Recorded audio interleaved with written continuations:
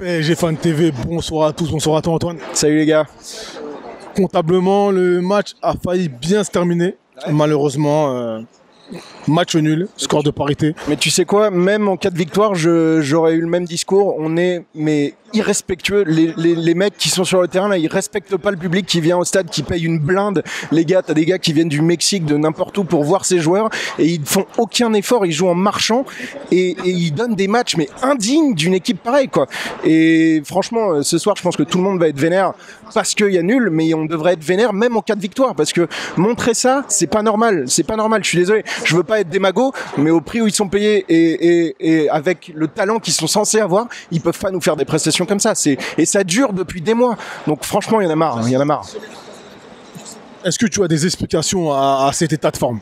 Je te dis, moi, on réfléchissait avec les gars, mais honnêtement, on a l'impression qu'ils ont pas envie, quoi. Je sais pas si c'est la décompression post-Coupe du Monde, tu vois. Non, je pense pas, là. Non, peut-être pas, mais franchement, ça pourrait être une explication parce que tu vois que les gars, ils jouent en marchant, il y a aucune prise de risque, il y a aucun dédoublement, ils mettent pas d'intensité dans les matchs. Alors, est-ce qu'ils considèrent que les petits matchs de championnat comme ça contre des équipes moyennes, ils ont pas besoin de se donner et qu'ils attendent les gros matchs avec des champions, les matchs au Vélodrome où là, on sait qu'ils vont se donner, on sait qu'ils vont être meilleurs, mais c'est pas normal de faire des matchs comme ça contre des équipes qui, franchement, rincent ce soir, mais ils méritent de gagner, ils méritent 1000 fois de repartir avec la victoire et ils ont pas de bol de ne repartir qu'avec le nul parce que honnêtement ils ont montré mais 10 fois plus que nous ce qu'on a fait alors qu'on est censé avoir des joueurs qui ont un statut largement supérieur et franchement cette équipe commence vraiment à dégoûter ses supporters les plus fidèles quoi et franchement c'est triste. Donc les 10 premières minutes de ce match, de cette rencontre avaient été assez animées côté parisien. Il y a quand même le fait de jeu qu'il faut noter, Verratti qui une énième fois nous quitte. Et carton rouge. Et sans doute que la deuxième mi-temps aurait été d'une autre facture s'il était resté là, parce que déjà en 10 minutes, on avait vu qu'il avait apporté des choses au milieu de terrain.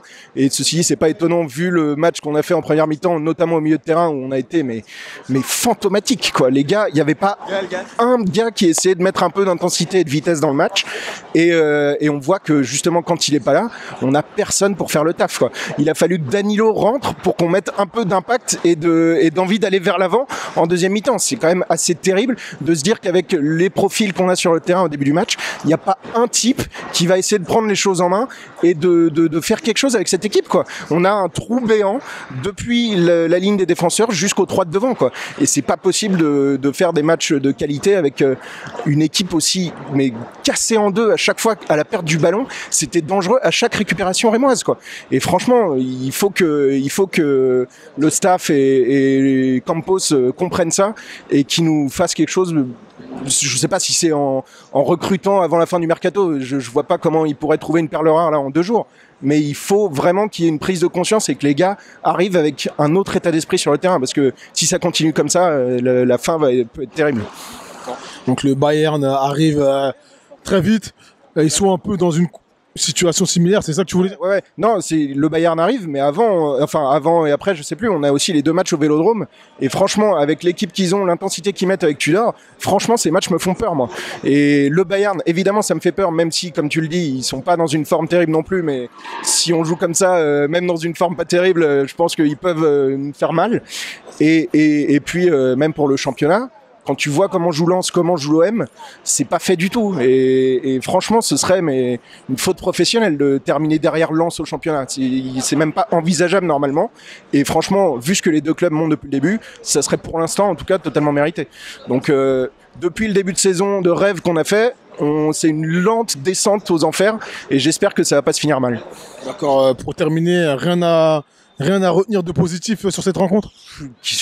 Franchement, de positif, il faudrait que je réfléchisse, mais c'est pas ce que j'ai vu. Si, le seul truc positif pour moi, c'est des 3 de devant, le repli défensif de Neymar. Tu vois, c'est le truc qui m'a frappé en bien, c'est qu'il y en avait un qui courait devant pour revenir chercher les ballons à la perte. C'était lui. Mbappé et Messi, ils se replaçaient en marchant à chaque fois.